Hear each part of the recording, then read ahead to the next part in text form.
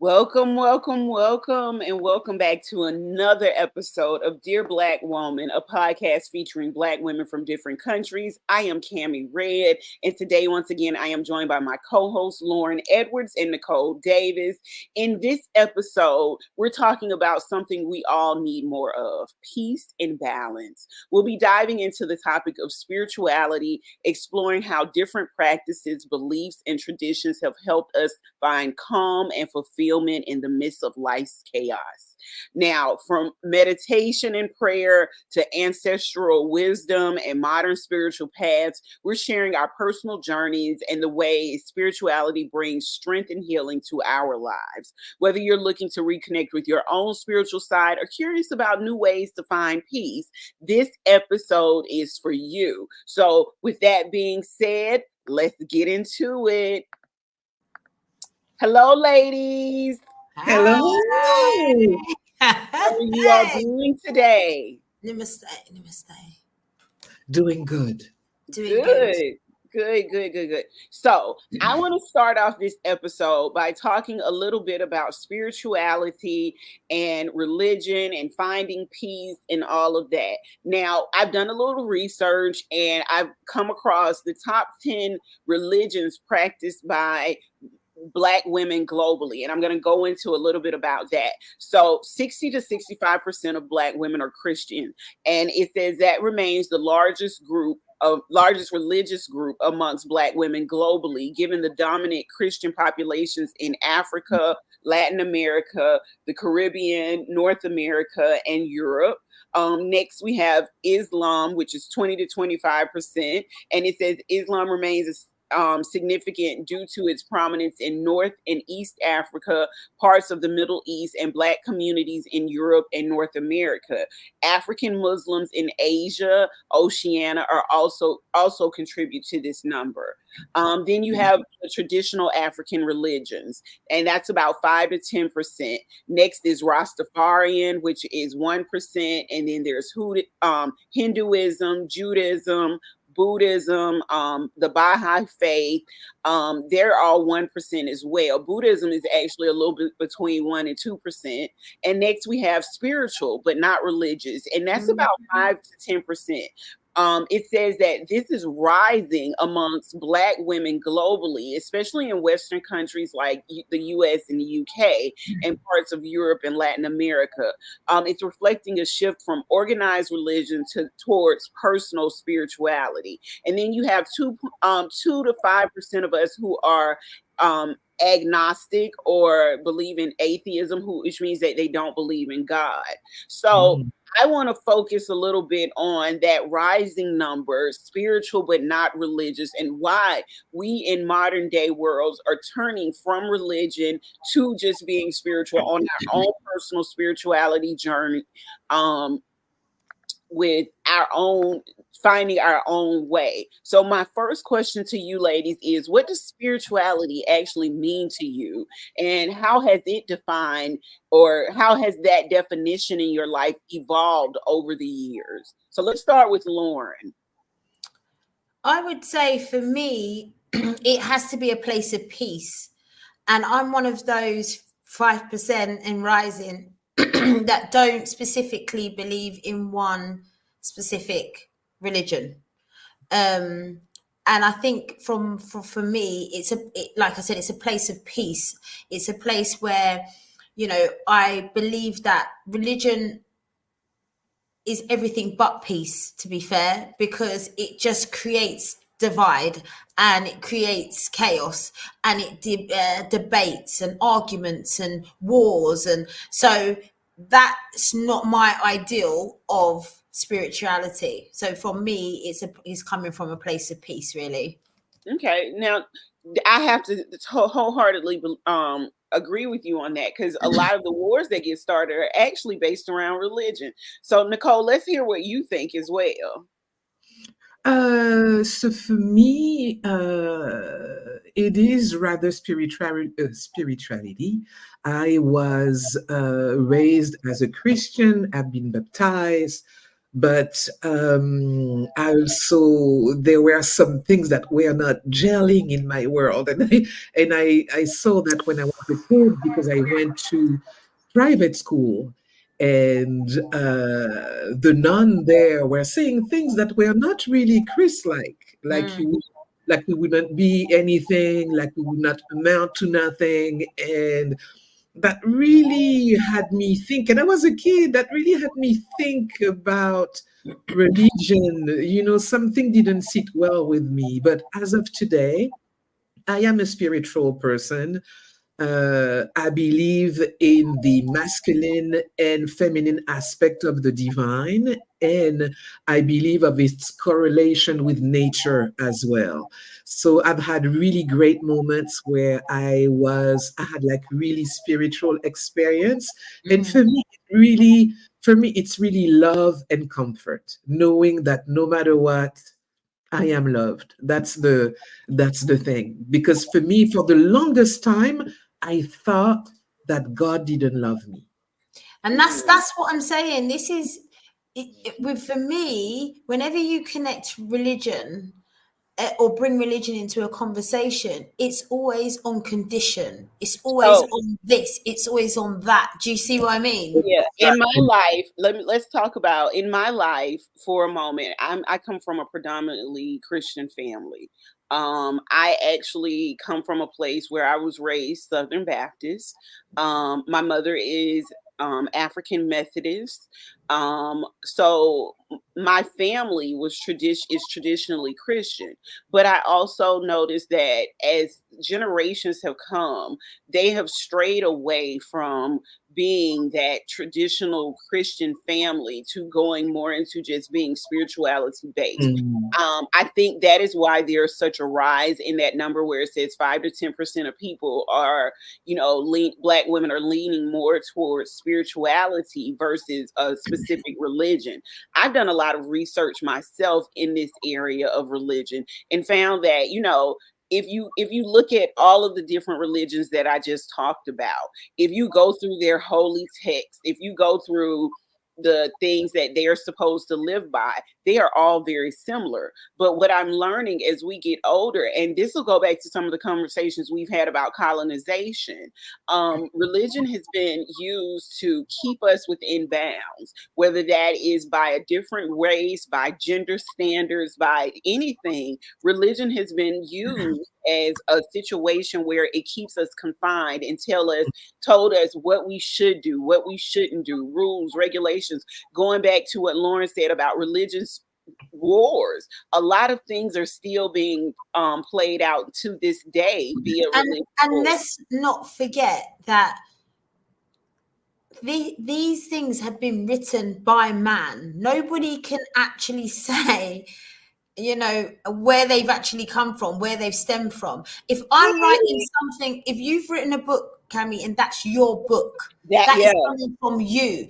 And then you're thinking about millions and millions of people after you taking your every word as gospel. Yeah. yes. And let's not forget that someone else picked up your book, And rewrote it, rewrote, yeah, and that's what I then was very rewrote it, saying. and then rewrote it. It might not have even been the words It of that. doesn't even have the same translation as it does before. So when people talk about the Bible, and those of you out here who are going to call me Even the blasphemous for Quran. saying this, you gotta go read the Bible, go read the Quran, go read Buddhist texts, go read the Bhagavad Gita, go read all of this, and you will find that there are very similar things in each of them. I can literally go through each of these texts and pull similar verses out that say the same thing. And I So always say, if you think about spirituality and your spiritual journey, I used to refer to it as, if you lose a set of keys, you don't just look in one place for it. You might look in no, you various look places until all you over. find it. And I Yeah. think that has to be the same when it comes to your own I spirituality. You agree. Yes. have look in different areas. You might think, you know what, I agree with that part of it, but I don't really agree with that part. Why can't you do that? This is the problem. We've become like, no. If you are a Christian, you can't accept, the Islamic ways. And if you're you follow the Quran, you cannot. No, you have to learn to say what is your own path and what's your beliefs. And I think then you really do become spiritually free. You become free.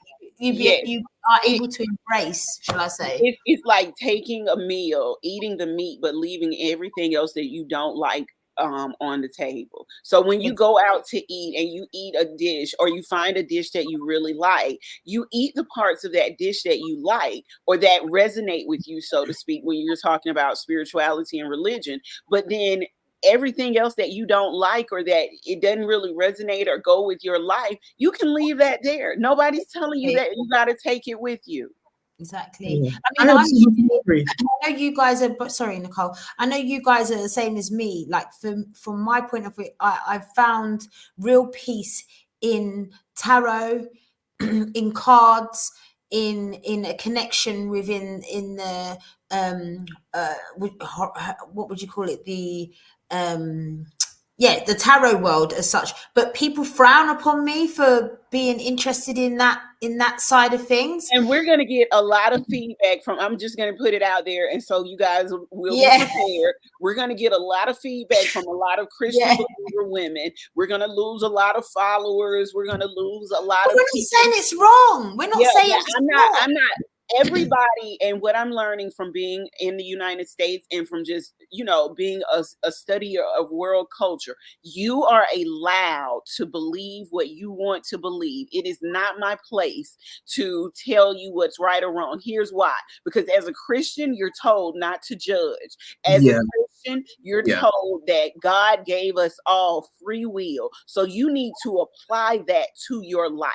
And you need to understand that it's not your place to dislike me or to not like me because I have different religious beliefs than you. The purpose of this podcast is so that we all become more accepting and more loving of other Black women, no matter where they are in life. Just said she grew up in Catholicism, yeah, and she's changing her mind. You're allowed to do that. Yeah, people are allowed to change their mind. But I'm not even speaking to you guys. I'm actually speaking to our audience when I say, don't judge us. Don't judge me. Don't judge Nicole. Don't judge Lauren for anything that you may or may not hear on today's episode. The reason why I'm telling you not to judge us is because if you are a believer in what you say you are a believer in, then you have to act accordingly. I think everyone can agree we believe in love. Yes. Yes, at the end of the day. As long as you believe in love. It's exactly what matters, because I absolutely believe that every one of us is the embodiment of God's love. And he didn't create clones. He didn't create 10 million Nicoles. I mean, we are all different, And something that I heard recently was saying that even if we want to eliminate ourselves, God created us in such a way that our perspective, our being is matter to him, to them, actually, because I have to include the feminine and the masculine. And the masculine, yeah. We all matter at the end of the day. Our perspective, who we are, our character, all the things that we do, there would be a loss if we were not existing. We are just valid because we are here. Yes. And what we have to understand is, we fight against the difference of color, the difference of gender, the difference of this, the difference of that. It's just another thing that we come up against. And it's like we're just conditioned through life to just continuously segregate ourselves. Yeah. And religion is, I would say, another way of segregation. I mean, I don't know if you guys... It's another way of control. Yeah. Look at how religion have been used to be controlling women. I don't You know if know? you guys have Yeah. watched the Book of Eli. Have you watched it with Denzel Washington? The Yes, Book of yes, Eli. yes, Have you yes. seen it, Nicole? The Book of Eli with No, I Denzel. haven't seen it yet. So it's really based around sort of a bad guy or whatever. He is hell-bent on finding this specific book, and he's been looking for a book for years and years and years and years. He sends out all these bad Yep. guys to go and look for this book, and this book in the end turns out to be the The Bible. person. Yeah, and it's not even a book. It's what he's carrying. But What he Denzel. wants the Yeah, Bible because he says, once I receive this book, once I find this book, I can control millions of of people. people. It Yep. is crazy. So Yeah. it just opens your eyes to say, you know what? This is the power of this. You got to remember, we this book, like we said, has been rewritten, and then people, when they are preaching it or when they're reciting it, they only do the bits in which matter to Well, that goes to show, like I said, about colonization. How when we were enslaved, they used the Bible against us. They made that our main religion. They took away the religions that we came from Africa with, and they took certain parts of the Bible where it talked about slaves obeying their masters and this, that, and the third, and they made those parts the important parts to keep us in control. Now, going back to what I said earlier, and also what Nicole touched on about the gender roles, they utilize the Quran, they utilize the Bible, they utilize all of those things to keep us within our gender roles. Women shouldn't do this, women shouldn't do that, women shouldn't look this way, women shouldn't look that. Well, first of all, let me just let you guys know the Bible contradicts itself in the New Testament versus the Old Testament. The Old Testament says women shouldn't cut their hair, women shouldn't dress a certain way, women shouldn't look this way. But guess what? In the New Testament, it says something totally different. because someone else wrote it according to them. So Yeah. what I wanted to ask you both is, do you think then we would get just as much backlash if we were white women talking about spirituality, or do you think it doesn't matter? I don't think it matters. The reason why I don't think it matters is because I've seen podcasts and listened to podcasts of white women talking about their views on spirituality. And not all of them practice Christianity. Some of them are calling themselves self-proclaimed witches and all of this stuff. So there's a lot that goes into religion that is keeping people from actually entering into that space. And I think the backlash comes because people are not open to really hearing what others are saying. They're so stuck in my mind. I'm a believer. Well, what are you a believer of? Because some of the stuff that you believe is actually contradictory of the way you live. But they always say, though, Cami, they always say it's the hope that will kill you. And you have to remember that some people cling on to it because it's the only thing that they can hold on and firmly feel like, it's just theirs and no one can take it away. And like you said, it might have gone back to where it was colonization. The funny part about it is this. Let me just say, the funny part about this is this. If Christ were to show up in today's society based on what the Bible says and how he acted and reacted in the Bible, a lot of Christians would not accept Christ. Oh, that's clear. And God, and Jesus will be kicking some major ass right now. Yeah, like when the story of the Nicole, she's not lying. He would be kicking people's ass into tomorrow. Yeah, she's not lying. A lot of people that need it. Yeah, if we go based on what the stories tell us, on what the Bible says, a lot of these churches would be closed down and burning. Like Jesus would walk into a church and do what he did with the Pharisees, flip over those tables and say, I don't know what y'all in here doing, but y'all ain't living right. Like, let's just keep it all the way 100. People fail to realize what Jesus's role was in the Bible as the Son of God. He hung out with prostitutes and thieves and gay men and all of this stuff. So you cannot tell me that your judgment is not clouding your But this is what I'm saying. Once again, it's what you read, it's what that person's read. Everybody's just picked the.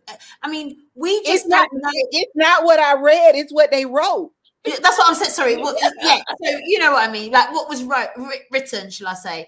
But this is why I say, like, if you reach a certain point in your life and you really just take time to really understand your purpose, you do start to understand that I don't want to be a sheep. I want to understand things for myself and travel is true. Travel does that. I think traveling is so important and so key to opening your eyes to different ways of the world and how we are similar, no matter what religion or where you find spirituality. Lauren, we have more in common that we are different. Of course. But we have to be compassionate and accepting of differences.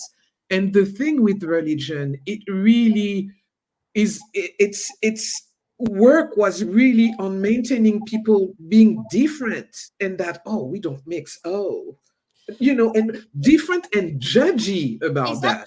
But then in Africa and places like certain parts of Africa, and like you said, even like certain of the white women that you've explained, Cami, they are called witches. If they are in tune with a different way, a different approach, a different, their spiritual path is different, they get called witches. Well, here's the thing. I think it's just judgment. And that's the one thing. Yeah, that's the one thing I would like. Understanding as well, because like I said, in certain parts of it's not lack of understanding, because we all have the same ability to go out here, research, learn, and understand things. But if you're in a third world country, it's judgment. Yeah, it's judgment. But if you're in a third world country in a small village in Kenya or somewhere, and you are named a witch or stoned a witch, what would you say that their excuse would be then? Again, it's judgment.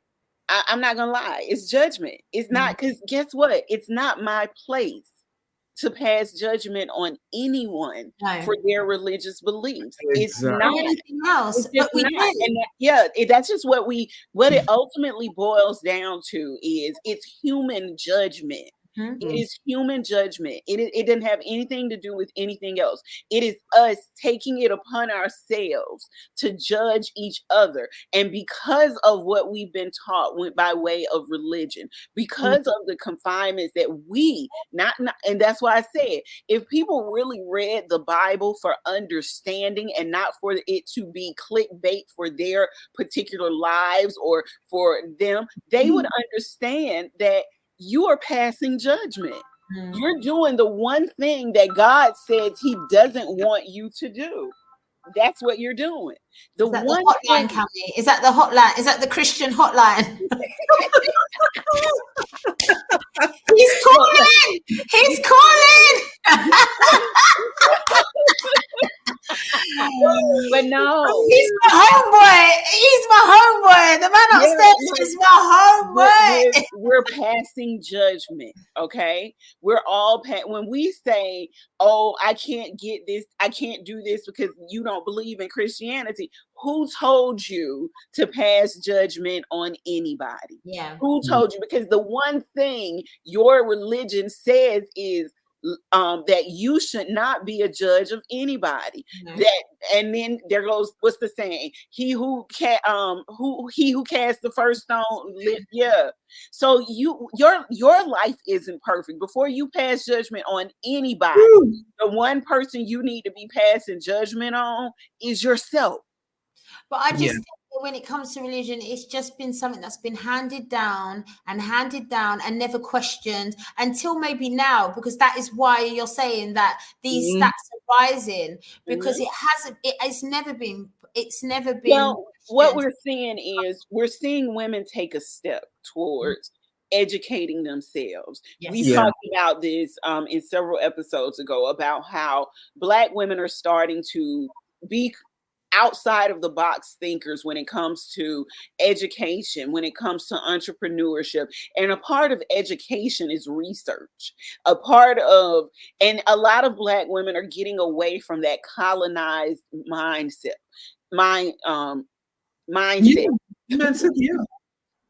So So I want to ask you also, like, a lot of women, Black women, turn to religion as well when they've probably gone through either hardship or maybe they've done things that they're not proud of. Why do you think they turn to religion then? Why do you think that's their safe space? I don't know that they turn to religion more so than they turn to spirituality. I think that's where they're actually learning not to really rely on a religion, because a lot of us have religious trauma. Yeah, but I still feel like there's a portion of women that do turn to. No, yeah, I get what you're saying, but Yeah, I but think go it ahead, is Nicole. used as comfort. It is used as comfort. You know, having a spiritual practice helps you being grounded in a world that is increasingly violent, increasingly crazy. Knowing you're going into something that holds a lot of hypocrisy. Like, do you see what I mean? Like, if you are turning to a religion, and as we've just said, a lot of religions are, you know, kind of, what's the word? Male dominated. No, not just male dominated, but there's a lot of hypocrisy within religion, Yeah. right?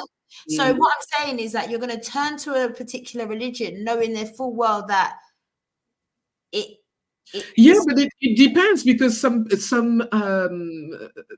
aspects of spirituality. It's not to say that every people who is a Christian or a Baptist or any other denomination do not understand spirituality, but this is the way that they apply it for them. Yeah, that's why I said I think it's more so not just turning towards Yeah. religion, but turning more so towards spirituality. Because religion can be confining for women.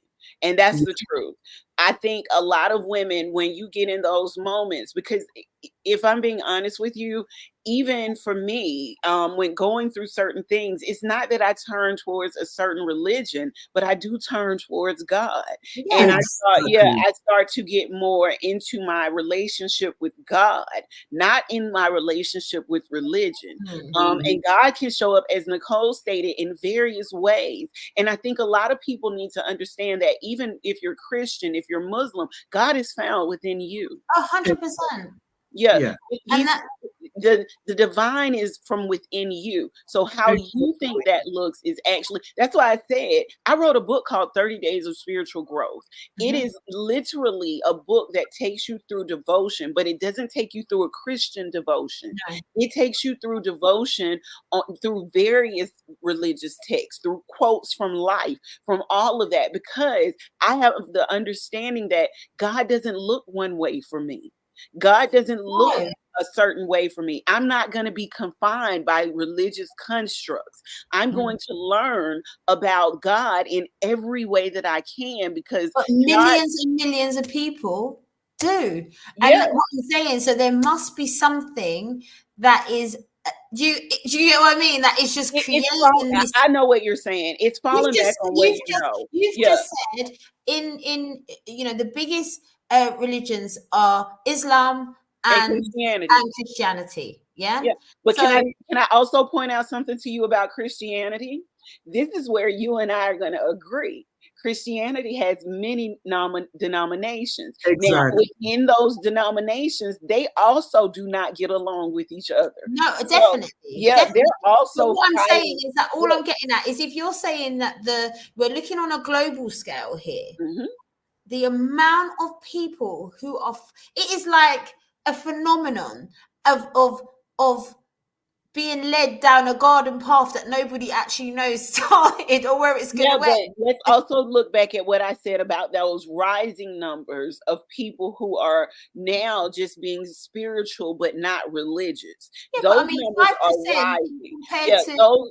that's because more, like as Nicole stated, we need to educate ourselves more. So I think more people, more, and I just did the numbers for Black women. So I'm gonna say, because I can go out here and I can definitely tell you that that it's not just Black women, it's white women, Yeah, it's no, white men. definitely, I have a definitely. friend who is speaking on my 10 Dimensions of Wellness virtual summit. Her name is Anna, and Anne is actually, she comes from a super evangelistic Christian background, and she has now turned her back on it because she was in global security working for the United States, and she went over to Afghanistan, and she got to know people that lived in Afghanistan, and she got to know people who practiced Islamic culture, and in her getting an understanding, in her learning about that, she has now turned her back on her beliefs, and she's been shunned by her family because she has a deeper understanding of But what educating yourself. yeah, This is what I'm yeah. saying. Yes. And of what, So even though Christianity is the main one, you can expect that. Look how it's been used all over the globe as a weapon towards people. You have to expect that that's going to be our main religion. That's going to be the number one. But what you also have to pay attention to is the fact that there are people who are now learning that that's not everything. That's not all there is. So finding a sense of peace, so to speak, comes with understanding and learning and growing. And But you know, I mean, look, sorry, I just don't want to keep kind of reiterating it, but no, like, go ahead. if you're in the church, right? You're in a Christian or a Catholic church,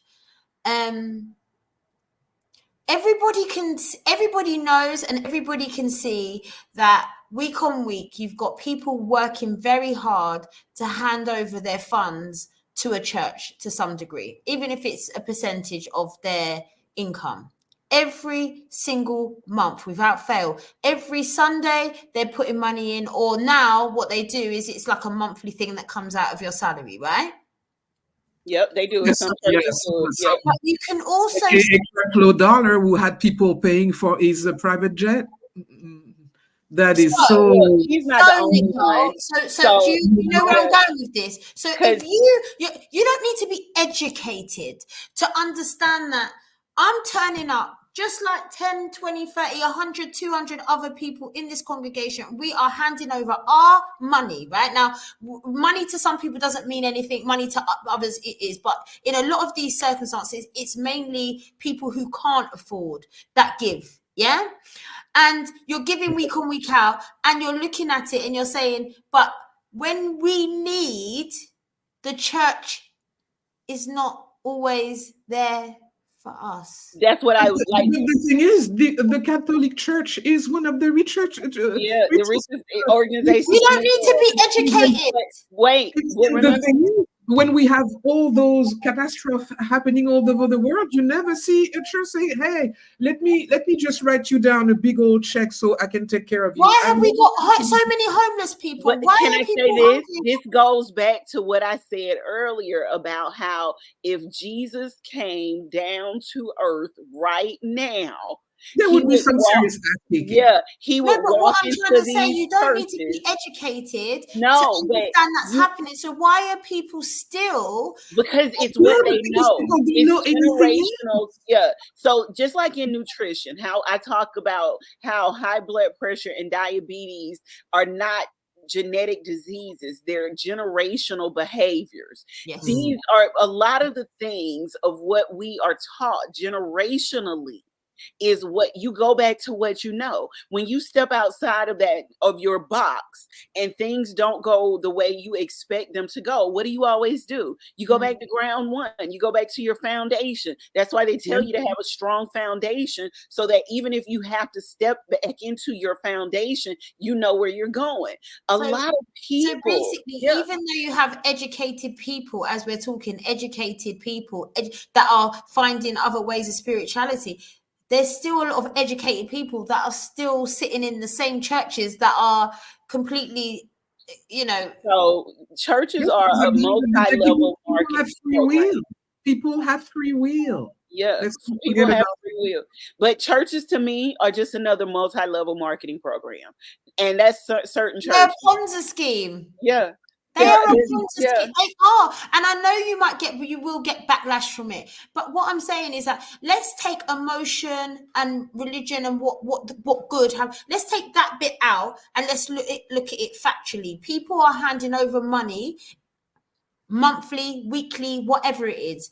Now, I'm all for if I'm seeing like, okay, guess where the money went this year? And you've got a clear tally of how many community things were happening, that's fine. But we don't need to be paying for the pastor's Mercedes. That's not part of the service. I don't know. Because I know that Janet in row 34, she ain't got no Mercedes. She's on the bus. And she's thinking about how she's going to feed her kids, how she's going to get to work, how she's going to do this, how she's going to pay that. And we're paying for the pastor's Mercedes. This is the part about religion that always make me very It's a uncomfortable. scam. It's a This scam. control where people don't even question what they are doing. Because when you are Again, what did I say? Generational behaviors, you guys. It's taught behaviors. If you don't listen, it's the same way with food. If you don't question what your grandmother is cooking for you, if you don't question what your mother is cooking for you, if you don't question, you're going to end up with the same diseases that your grandmother had, that your mother had. You're going to end up in those same positions. So let's apply that to religion. Yeah. If you were taught one thing and it does not, if you don't question it, you just go with it because that's the way it's supposed to be. I'm supposed to believe in tradition. I'm not supposed to go against my family. I'm not supposed to go against the grain. What are you going to do? Now, to me, if you've got a spiritual leader who takes time from his everyday to preach the word of God or Christ or Allah, whoever, that to me is completely fine. There's no transaction there. There's no transaction other than time, which is expensive. But you know what? I'm giving you my time. You're giving me your time. That exchange is fair. I agree. That is fair. That's a fair trade. What is not a fair trade is I hand you my goods. I'm giving you my riches, and what do I get in return? So let's talk about something that you're talking about. I want to get into this a little bit more.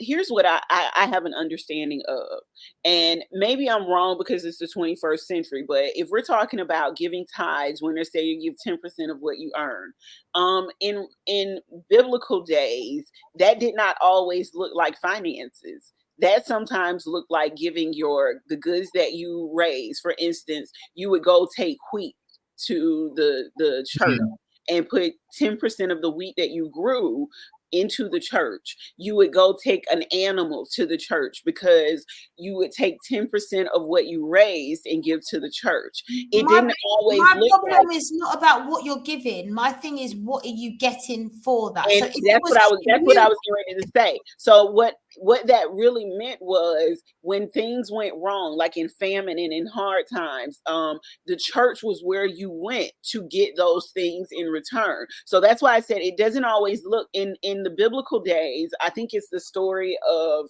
is it Joseph, where he was sold off by his brothers into slavery and ended up working for it. Was it not King David, if I'm not mistaken? And he was giving King David advice, and he was dreaming dreams. And I may be wrong, but if I'm wrong, somebody correct me. He was dreaming dreams, and he was telling the king how there was going to be times of famine. There was going to be 7 years of this and 7 years of that. And what they needed to do is they needed to store things for those 7 years that were to come. And what my understanding of that story is that when they stored those things like they were instructed to do, and I'm guessing that came from the tithes and from the things that the people in the community gave to the king. When it came time for those 7 years of famine, that entire land did not was not affected by that because the king took care of all of them. So that meant that they were able to actually eat, and they didn't reap any of that famine because they gave to, but they Now got it's it become back. a business. It's Yeah. become a business. It is business now. And the thing is, if I can stand up and sell anything, it's a business. So I'm selling the word of God. I'm selling Well, I religion. saw a TikTok video that said that people who cannot, that churches become a business, and most ministers are not really religious men. They're actually businessmen. Of course. Like I said, I have no problem with money being given in. If money, the same money that's given in is then given out. If you can account for it, if you And can he's applied to truly to people in needs. There's some church who do that, Yeah, but there some. are some But that then do once that. there's again, some church who Nicole, do that. But there's to me, there's not enough.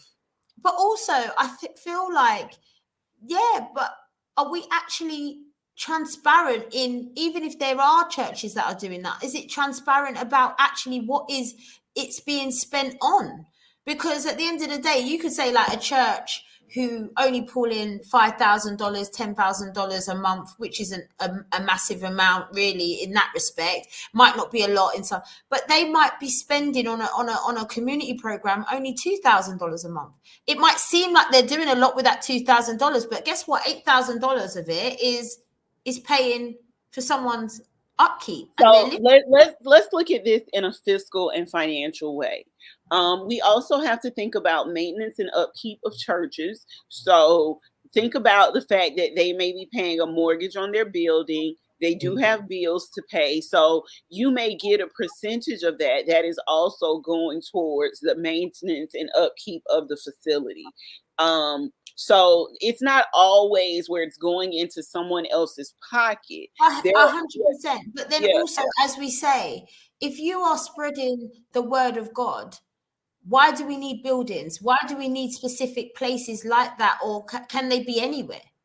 Yeah, because that was the base of Christianity Yeah. to build buildings that would be pleasing to God. There's So so let me many. say this to you. The funny part about that is Christianity frowns upon temples in the Buddhist community, but it's the same thing.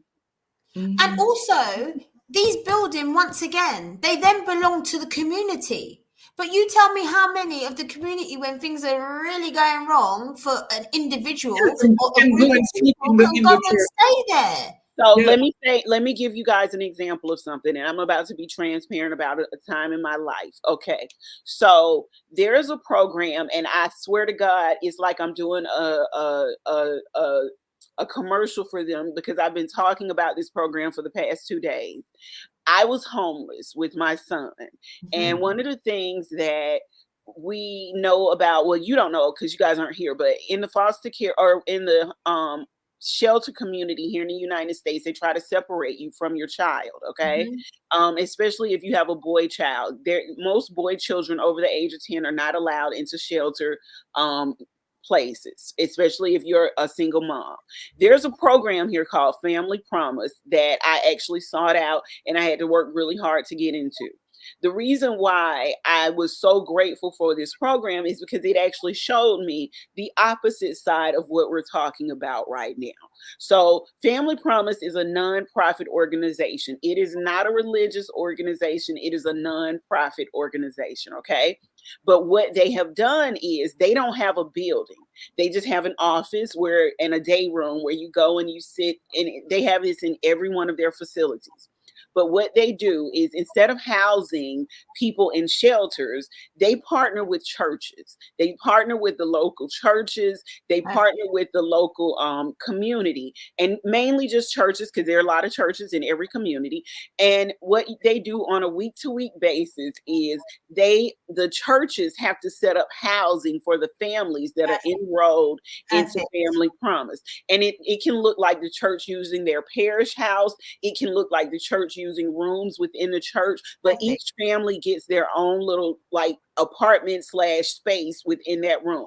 They have beds, they have toiletries, they give you rags and towels. That is what you want to see. They feed you, so they make sure your child has the stuff that they need to take a lunch to school. They make sure that you have the stuff that you need to take a lunch to work with you. They feed you dinner, they feed you breakfast, they feed you all of that. They give you snacks to take with you along the way. They have their parishioners or people within their church who come and stay with you at night, who come and stay with you, help you out during the day. So if you're in school as a parent and you're working and you have homework, there's always someone there to help you with your child. So my thing, what I wanted to ask you, sorry to butt in because it's just because it's there, is that to me is the absolute pinnacle of what it should be. What I'm saying is that this organization has had to pair with churches. Yeah. So what they're doing, and I love it because it goes back to what you're saying. They're forcing the church. Forcing. Forcing. But again, some churches don't have the resources or don't know how to do this. So I love the fact that Family Promise comes in, gives them the organization, tells them what they need. Because again, some churches do, like my mother's church. You guys know I volunteer at their food bank. Their food bank is literally a little mini grocery store. They have food carts. You know what, to say a church hasn't got the resources but yet can manage to pull not in. Not what I say by resources is not necessarily the financial resources, but the know-how. Like you got a lot of people in the church, but everybody might not know how to put something like that in place. So for instance, the same group of women who they organize and do the food bank at my mom's church, it's the same group of people. It's some people come and volunteer. There were people from other churches that actually literally come to my mom's church to volunteer to work at the food bank. There are other organizations like then I would say that for me, if you have someone who is the head of the church, they have a responsibility more than just a service, more than just an ear. They have a responsibility to be part of the community. And what you're saying there is that, like you said, there's no one really to facilitate that. And to me, if you are paying a pastor, a reverend, whoever it is who's delivering this message, it should then, the onus should be like them, because let's look at it. But you got to remember, the pastor cannot do everything. No. I said be the facilitator. You got, like, for instance, with the food bank, that's just a bunch of retired workers, because it happens during the day when everybody else is at work. Even with Family Promise, it's going to be a bunch of people, couples who come at night. They work during the day. I wasn't saying that they have to be responsible of doing it themselves. I'm saying as a head of. So if you're a head of a company or a head of a charity or a head of anything, that's what it means. You lead the way. You set the pace. You understand what needs to happen in your community, and you make it happen. Not necessarily you physically, but you orchestrate it. And that I would have no problem with things like that. But that comes in with also paying salaries. And a lot of times you need a certain amount of people. So you need volunteers instead of being able to pay salaries. And volunteers let's just keep it all the way 100, okay? A lot of us in the community ain't moving without a paycheck behind us. In some churches, like I was saying to you, you got to look at expenses, bills, and all this stuff. Can't afford to have a payroll for these extracurricular things. Some can. Yeah, but those are the ones that you're talking about that can. I almost 100% agree with you, because they're not doing it. They're not doing it. I'm going to just keep it all the way. That's what I'm saying. A lot of the time, these programs that are run and the people that are genuine, they have the least amount of resource. They have the least amount of funds coming through their church. Yes. But let's not act like there's not church. Listen, I've been all different parts of the world, and I've been in the most, how would you put it, ghettoist kind of areas in some of these countries. But the church, that building, it can be in the worst part of town, but that building is top notch. Mm-hmm. That building will look immaculate. That building will stand out like a mini mansion. No matter where you go, you can see. I mean, don't get me wrong, there's churches that are run down. But, a lot of I've been looking and I'm saying there could be shack. Oh, church. Yeah, Shaq. but that's not just that. That's not just in Christianity. No, no, no, So no, no, no, no. I'm talking no, about. that's Sorry, not. just So we can go religious. to third world countries, and Yeah, you'll see where their temples are the most upkept places exactly. as well. But that's because of people's devotion to those Yeah. facilities. Yeah, so we don't want to. Let's not just harp on Christianity because Sorry, we no, know I that's think the it's big No. just one. fair. I'm not, I Yeah. need to look at across the board, and I'd say it is a common factor. But when we talk about, you know, volunteers and stuff, well, people are prepared, and you do see it in Islam and the Muslims. Are people are prepared to put in their time and effort. I think it's all about who's leading that actual Mm. issue, and if I can get paid to do less, maybe I will do less. If I can get away with it, then that's a lot of us do. That's how it is. So I don't think religion and religious leaders are any different. If they can get away with not having to do certain things in their communities, they will. So let me steer this conversation away from just religion a little bit, and I want to talk to you guys about some personal things. How do you all incorporate spirituality into your daily routine, and what advice would you give someone looking to develop their spiritual growth and spiritual practices? Nicole, I'm going to start with you. Yeah, as I go, Nicole. I would say for me, meditation and prayer, because meditation allows you to remain still, to remain in the moment, you know, and prayer, really. That and being in nature. Yeah. Yes. Yeah, That yeah. and being in nature.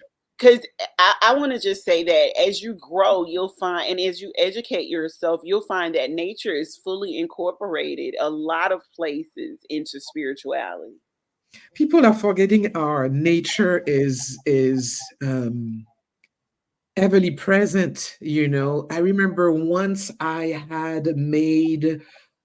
was in Atlanta at the time, and I used to live in Decatur, and there's plenty of trees and cute little roads, and I used to go running, and there were a particular tree that I used to hug after my workout, and it was such a good feeling.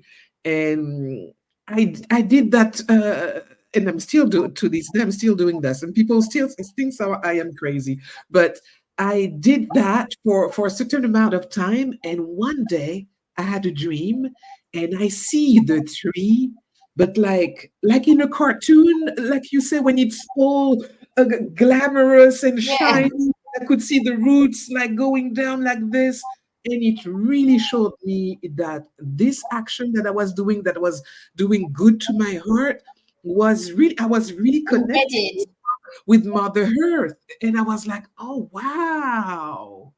Oh wow. And it's something that I continue to still do to this day. That and meditation, really, because I even had the experience of seeing an angel when I was meditating. Wow. And I was like, okay, this is what works for me. Yeah. This is what works for me. Being close to nature, being able to see things, because I'm a really nature person. I'm googly eyes if I see butterflies and flowers. It's just like I'm getting really giddy when I see some things like this. But it's really what works for me, to be connected to nature, to be able to pause and just like go within. It's just like such a feeling for me. And I noticed that it took me some time to really adapt my routine. But once I had it down, wake up first thing in the morning before I do anything, even before I go pee, I meditate and I pray. And I know my day is good. So, Nicole, let me ask you this. Can you give us a moment when spirituality actually helped you overcome a personal challenge or just find your own inner strength? Uh, Many time where I had, for example, I had an issue to resolve, and I was thinking about how I could resolve it or find a solution. And then the next day, I meditate or I pray, and then poof. I am led to the solution. And it's really often we forget that you Our don't need to go intuition, 10 kilometers away to find God. God is there all the time around you, your all gut, your intuition, you're given all these you tools. know exactly. Yeah, And the thing is, when you take the time to listen, it's that giving you that space, that time, that pause that really helps you like hear it. yeah. Because often talks God, and it happens to me many times. God was talking to me and I wasn't listening. But then, Red flag, red flags. Nicole, you're not listening? Okay, let's Yeah, do then this. he hold on. Then he did something that shook you up and made you say, And I "Okay, was okay, I heard you. I heard you. I'm listening. like, You and got my my problem full is because attention." the thing is now I like to talk to God like this. I was like he's my friend. Yeah, You Yes, And yes. that's the thing. I'm not, because often I see people say, yeah, I want a God fearing man. I want a God fearing. Why would you fear But your why father would we and fear mother? God? Yes, What- I love that. Why? It's like brains. you saying like, no, I want to fear the massa. God is not my massa. God do not have a whip. Yeah. No, you're the person that is close to me. You know my heart. You're like a parent. I can trust you with everything that I have. You know. So to me, that's this like knowing that a being have your back at all time.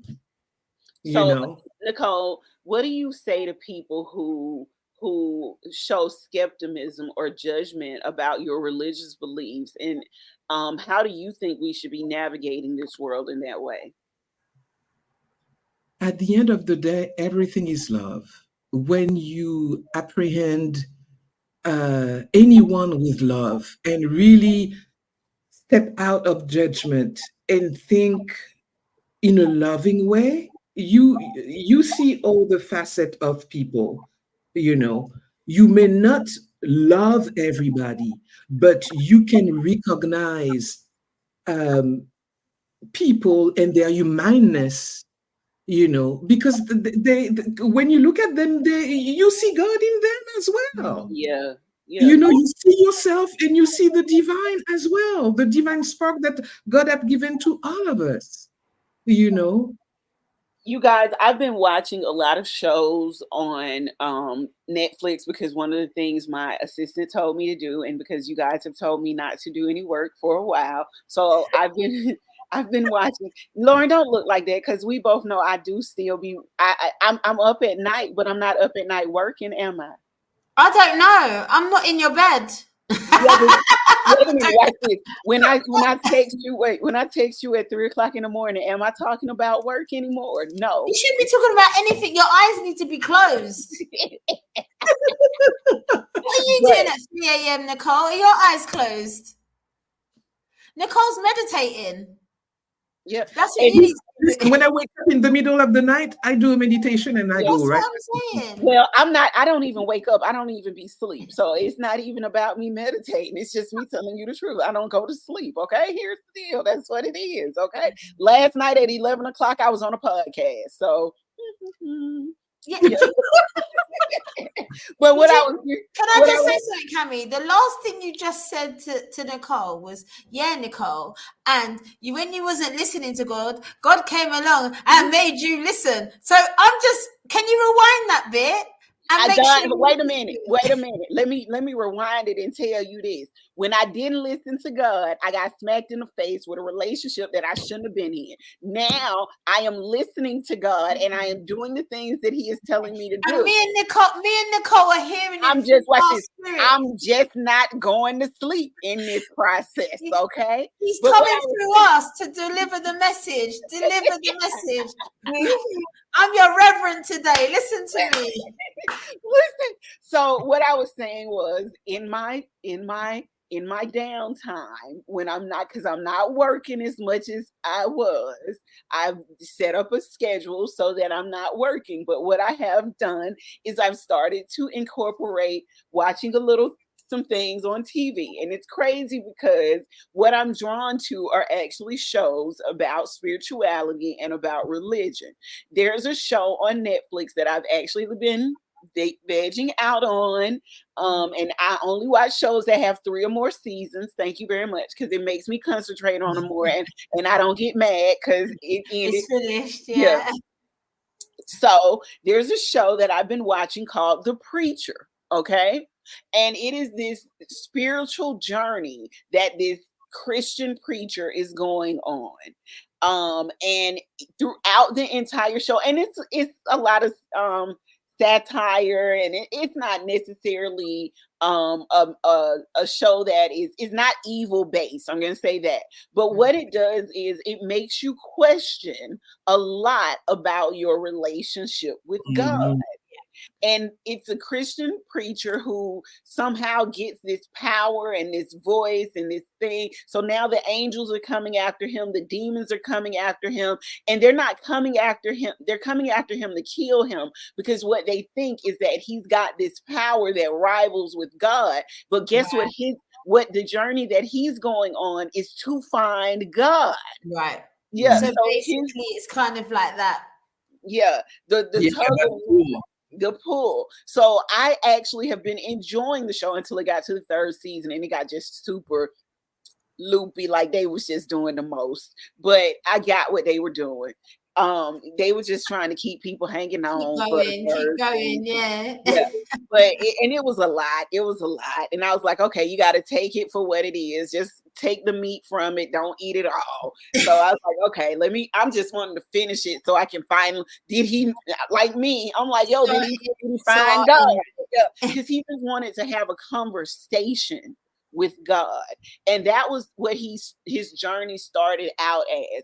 But he came from.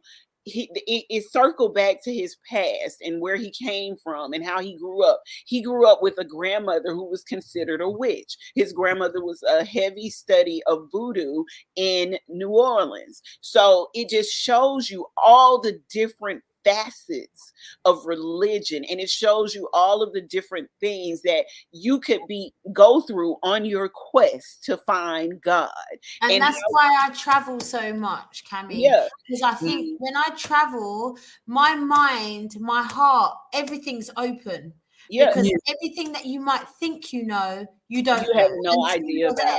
So traveling is so important. It allows you to open your heart, your mind, your energy. It allows you to just see things for what they are rather than what you're taught and rather than what you're told.